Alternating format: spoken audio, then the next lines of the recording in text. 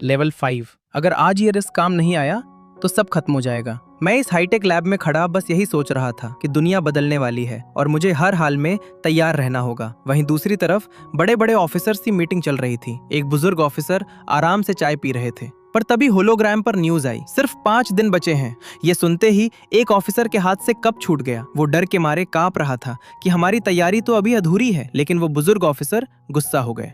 उन्होंने टेबल पर हाथ मारा और कहा, अब रोने का वक्त नहीं है। उन्होंने तुरंत अल्टीमेट प्लान शुरू करने का ऑर्डर दे दिया। पूरे शहर को हाई अलर्ट पर डाल दिया गया था। अब मेरी बारी थी। मैं अपने कमरे में अकेला बैठा उस होलोग्राफिक स्क्रीन को देख रहा था। मेरे पास 14 मिलियन पॉइंट्स थे। दिल जोर से धड़क रहा था जब मैंने सिस्टम को कमांड दी। गोल्डन व्हील घूमने लगा। मैं बस दुआ कर रहा था कि कुछ बड़ा मिल जाए। शुरू में तो बस कचरा और पुराने हथियार निकल रहे थे। मुझे लगा सब बर्बाद हो गया। मैंने चिल्लाकर कहा, मुझे गोल्डन रिवॉर्ड चाहिए। और तभी एक तेज रोशनी हुई। सिस्टम ने अनाउंस किया, लेवल 5 गैंगजन और लिहुओ पावर्स मेरी हो चुकी थी। मेरे हाथों में 2 चमकते क्रिस्टल्स थे, एक लाल आग जैसा और एक नीला बिजली जैसा। मैंने उन्हें मिलाने की कोशिश की। मेरे पूरे जिस्म में ऐसा दर्द उठा जैसे हजारों बिजलियां एक साथ दौड़ रही हों।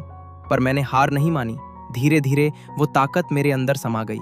सिस्टम ने कंफर्म किया, लेवल 5 अपग्रेड सक्सेसफुल। मैं खुशी से पागल हो रहा था। अब मुझे अपनी इस नई ताकत का इम्तिहान लेना था। मैं एक सुनसान रेगिस्तान में गया और अपनी लाइफ फोर्स का इस्तेमाल किया। जैसे ही मैंने जमीन को छुआ, वहां जादू हो गया। सूखी मिट्टी से हरी भरी घास और फूल निकलने लगे।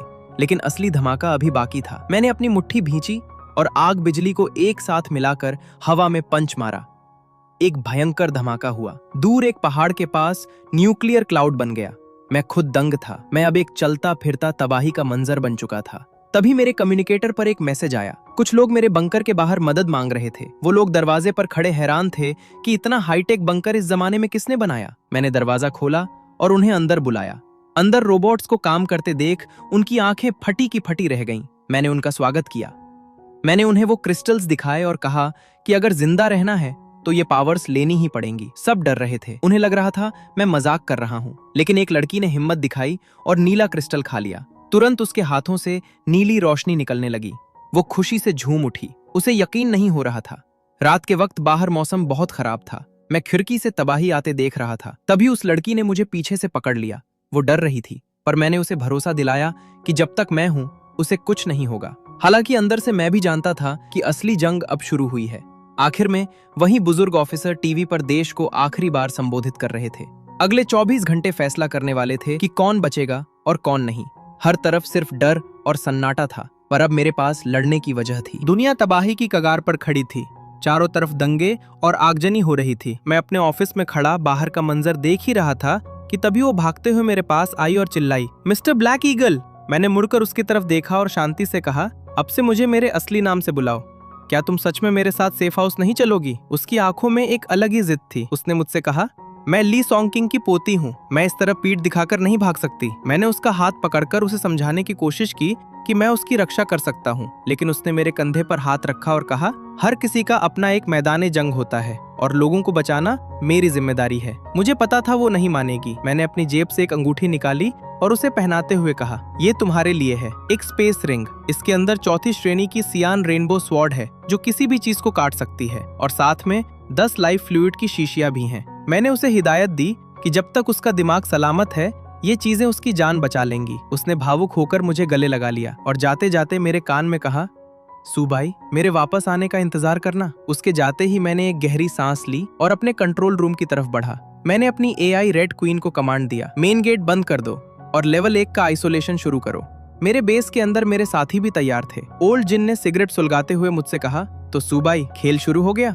मैंने बस सर हिला दिया। वहीं दूसरी तरफ एक लड़की डर से कांप रही थी। उसे लग रहा था कि अगर वो सो गई तो शायद कभी जाग नहीं पाएगी। मैंने उसके आंसू पोंछे और यकीन दिलाया कि जब वो जागेगी तो दुनिया बदल चुकी होगी। अचानक अलार्म गूंजने लगे। काउंटडाउन खत्म हो चुका था। रेड क्वीन ने वार्निंग दी कि बाहरी सेंसर फेल हो रहे हैं और हवा में कोई अजीब एनर्जी फैल रही है। ब्लैक मिस्ट यानी वो काली धुंध हमारे करीब थी। मैंने बिना सोचे समझे 10 लाख सर्वाइवल पॉइंट्स खर्च किए ताकि मेरा बेस सुरक्षित रहे। मैंने खुद से कहा, अच्छा हुआ जो पॉइंट्स बचा रखे थे, वरना पहली ही लहर में मारा जाता। तबाही शुरू हो चुकी थी। बाहर लोग म्यूटेंट बन रहे थे। एक छोटी बच्ची अपने पिता को देख रही थी जो जंजीरों में बंधा तड़प रहा था। मेरे शेल्टर के अंदर भी हालात खराब थे। ओल्ड जिन म्यूटेशन के दर्द से चिल्ला रहा था। मैंने मुट्ठियां भींच ली और उसे हिम्मत हारने से मना किया। काफी समय बीत गया, पूरा शहर अब खंडहर था। तभी रेड क्वीन की आवाज आई, मास्टर, सब्जेक्ट नंबर 1 की एनर्जी लेवल डेंजर मार्क को पार कर गई है। मैंने देखा कि उस लड़की की आंखें खुल चुकी थीं। उसकी एक आंख लाल और दूसरी नीली हो गई थी। उसने बड़ी मुश्किल से कहा, मुझे भूख लगी है। मैंने उसे जरूरी न्यूट्रिएंट्स दिए। जब वो बाहर आई और मुझे गले लगाया तो मुझे थोड़ी राहत मिली, लेकिन जब मैंने स्क्रीन पर बाहर का नजारा देखा तो मेरी रूह कांप गई। ये तबाही मेरी सोच से कहीं ज्यादा भयानक थी। दूसरी तरफ सेना के हाल बेहाल थे। एक महिला ऑफिसर ने अपनी कमांडर को बताया कि 500 में से सिर्फ 140 सैनिक बचे हैं। कमांडर ने अपने आंसू पोंछे और कड़क आवाज में कहा, रोना बंद करो। हमें उन लोगों के लिए लड़ना होगा जो मारे गए। अंधेरा होने से पहले हमें और भी जिंदा लोगों को ढूंढना है। चलो। और इसी के साथ हम एक ऐसी दुनिया में दाखिल हो गए जहां हर पल मौत का साया था। वो सब गन्स ताने एक सुनसान बिल्डिंग के गलियारे में आगे बढ़ रहे थे। तभी उनके एक सोल्जर ने घबराकर एक बंद पड़े कमरे की तरफ इशारा किया और बोला, कमांडर, इस कमरे के अंदर से किसी के जिंदा होने की आवाज आ रही है। हमारी कमांडर ने तुरंत अपनी गन लोड की और कड़क आवाज में अपनी टीम से कहा, पूरी टीम अपनी पोजीशन बनाए रखो, मैं खुद अंदर जाकर चेक करती हूँ। बिना वक्त गवाए फौजी ने दरवाजे पर एक जोरदार लात मारी और वो भारी गेट एक झटके में टूट गया।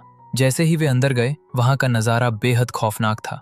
एक म्यूटेंट औरत एक बेबस लड़की पर हमला कर रही थी और कोने में बैठी एक छोटी बच्ची बुरी तरह रो रही थी। वो लड़की दर्द और खौफ से चिल्लाई, बचाओ। हमारी कमांडर ने फुर्ती से अपनी स्वॉर्ड निकाली और बिजली की रफ्तार से उस म्यूटेंट का काम तमाम कर दिया।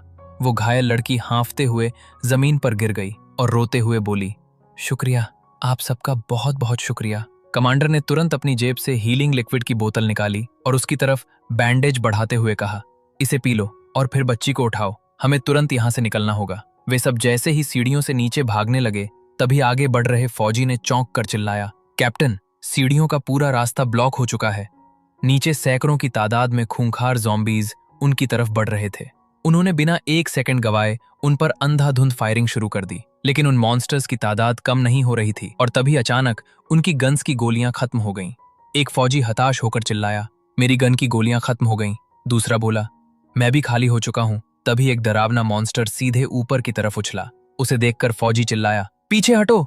लेकिन हमारी कमांडर हार मानने वालों में से नहीं थी।